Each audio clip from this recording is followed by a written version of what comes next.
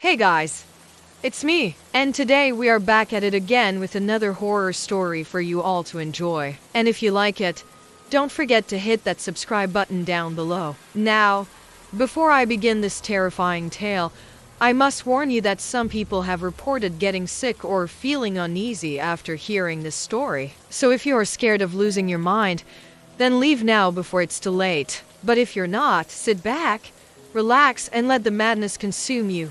And now, without further ado, here is a scary story about voices in the sinkhole. I was home for Christmas break from college. It had been snowing heavily for days, so my mom wanted to make sure that we were ready for the blizzard. We were making a huge pot of gumbo and the house was filled with aromas of garlic and spices. After the gumbo was done cooking, we turned off the heat and began to eat. My family and I had just sat down when there was a loud bang from downstairs. My dad and brother went to investigate while my mom and I continued eating. My dad came back up the stairs holding a flashlight and looking worried. "There's a sinkhole in the backyard," he said. He called the city to report the sinkhole and they told him that they would send someone out to check it in the morning. My dad shook his head. "We're not waiting around for them to do it," he said. "I'm gonna cover it up tonight."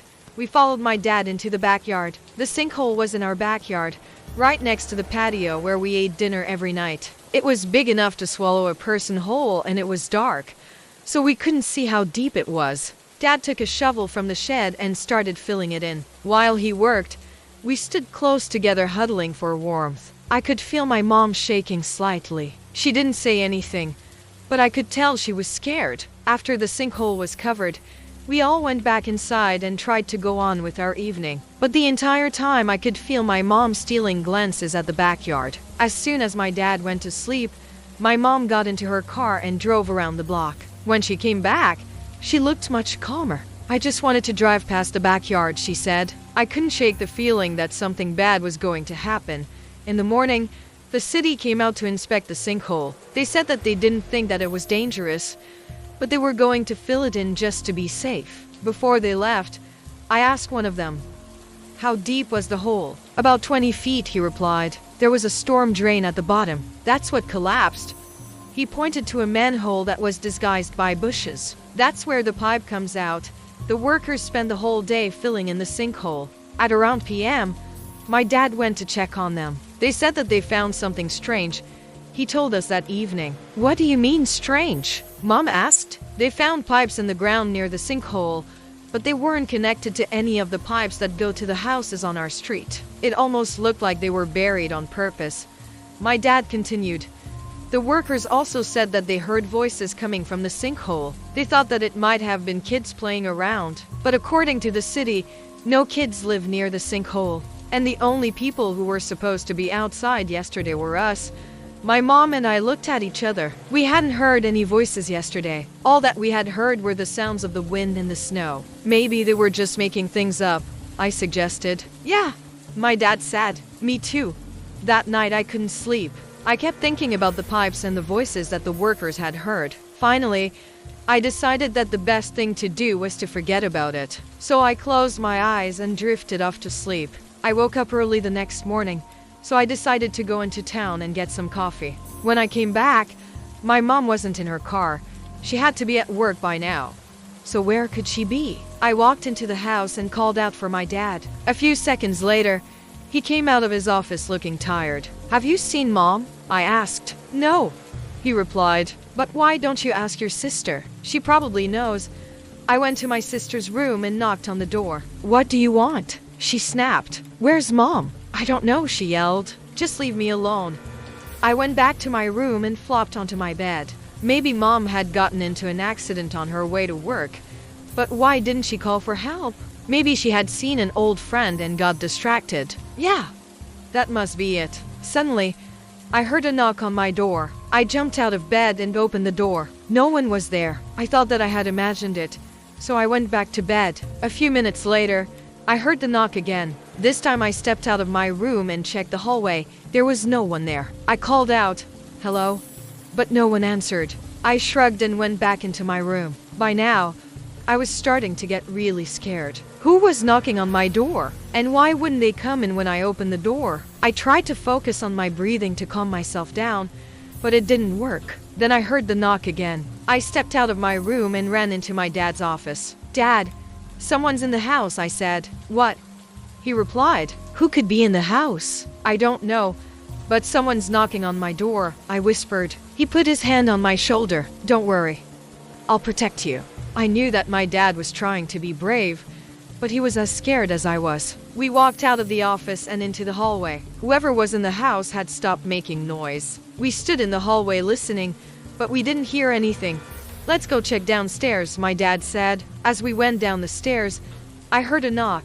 My dad froze and looked at me. We both knew that the knocking had come from my room. We looked at each other for a few seconds. "Go check," my dad said. I nodded and ran upstairs. When I got to my room, I noticed that the door was slightly open. I pushed it open and walked inside. On the floor was a small box made out of wood. It looked ancient, and there was a strange symbol carved into its surface. I picked up the box and placed it on my bed. As I did, a note fell out of it. I picked it up and read, "Open me." I stared at the note. Who had left the box and the note in my room? And why did they tell me to open the box? I felt scared, but I couldn't bring myself to look away. I knew that I had to open the box. I brought it over to the desk and placed it in front of me. Then I slowly lifted the lid. Inside the box was a silver key. I reached inside and pulled it out. The key was cold to the touch and it seemed to be covered in dirt. I turned the key over in my hands. On one side was a strange symbol. It was the same symbol that was carved into the box. I knew that I had to use the key, but where? I searched around the room, but I didn't see anything that looked like a lock.